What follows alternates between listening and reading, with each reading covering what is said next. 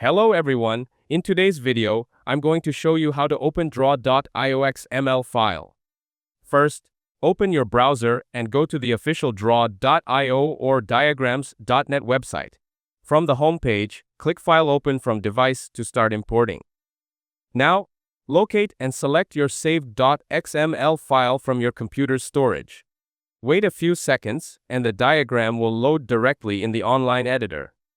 Then, download and install the free Draw.io desktop app for Windows, Mac, or Linux. Here, launch the app and navigate to the file and select the Open option in the menu bar.